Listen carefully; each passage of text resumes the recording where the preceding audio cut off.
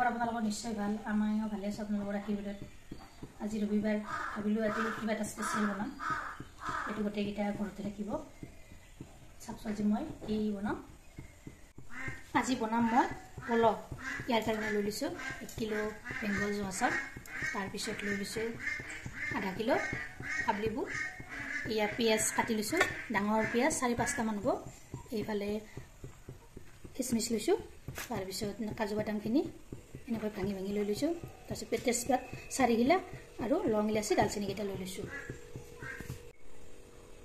এইটোত তেল মই গৰম হ'বলৈ দিছিলোঁ ৰিফাইন দিছোঁ তেল দিয়া নাই চৰি চাৰিটাত দি দিলোঁ তাৰপিছত এইখিনি দি দিলোঁ দালচেনি তাৰপিছত পিঁয়াজখিনি দি দিছোঁ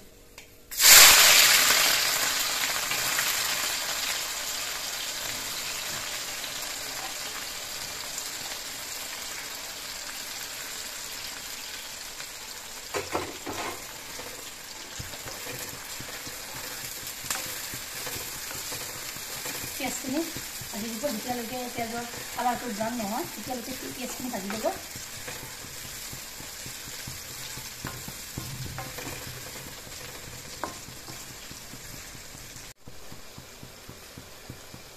চেনি দিছোঁ মই এচামুচ চেনিটো দিছোঁ এইকাৰণে দিছোঁ পিঁয়াজৰ কালাৰটো ধুনীয়া হয় আৰু পিঁয়াজখিনি সোনকালে নৰম হৈ যায়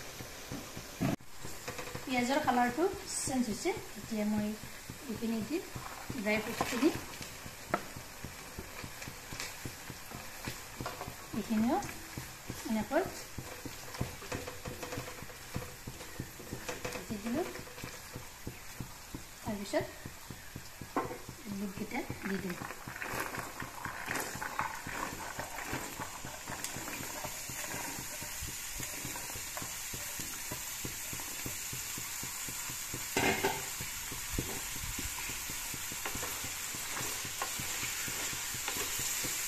গোটেইখিনি একেলগে এনেকৈ ভাজি লওঁ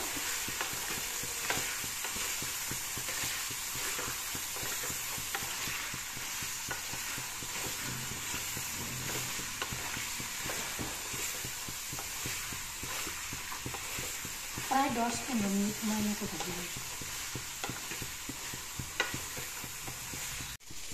10 মিনিট হৈ গৈছে মোৰ এই বুটকেইটা ভজা হ'ল এতিয়া ইয়াত মই চাউলখিনি ঠিক কৰি দিম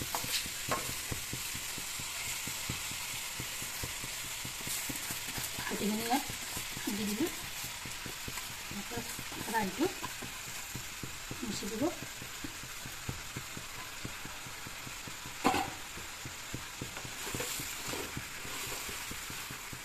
এনেকৈ তলপ কৰি ভাজিব ভাজোতে চাউলখিনি ৰংচঙা হ'ব লাগিব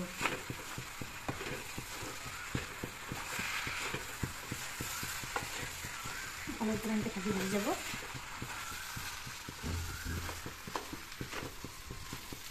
এনেকৈ ভাজিব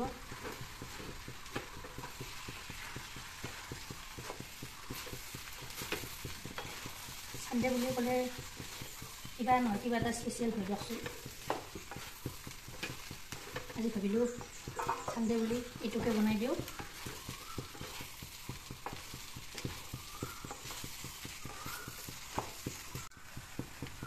আদা দি দিলোঁ 2 চামুচ একেলগে ইয়াত একেলগে ভাজিম এইখিনিও ইয়াৰ লগত অলপ কৰি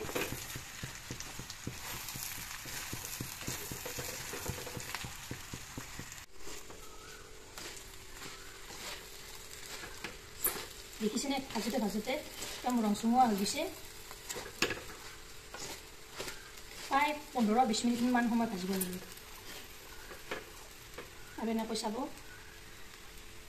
এনেকৈ দিলে যেতিয়া ভাঙি যায় তেতিয়া জানিব যে ইয়াত পানী দিবলৈ হৈছে এতিয়া ইয়াত পানীখিনি দি ল'ম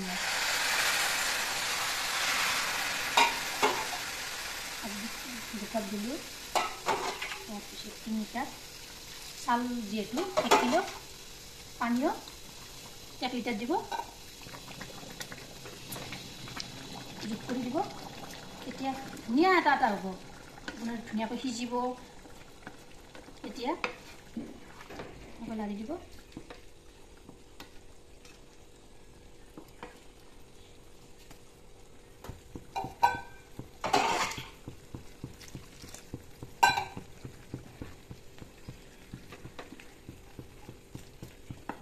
এতিয়া ইয়াত মই লংবিলাক আছে গুড়ি কৰি লৈছিলোঁ, ইয়াত এচামুচ দি দিম।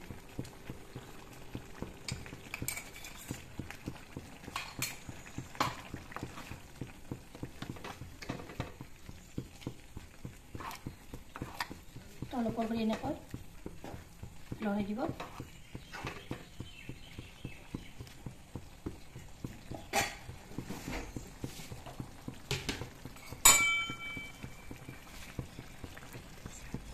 নিমখ দিলোঁ এই ডাঙৰ চামুচেৰে 2 চামুচ।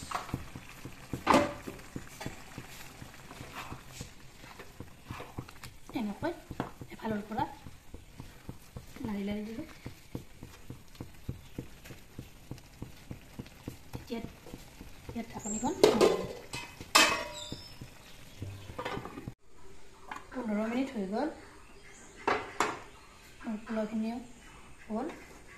এনেকৈ অলপ কৰি এফালৰ পৰা লৰাই লৰাই দিলোঁ।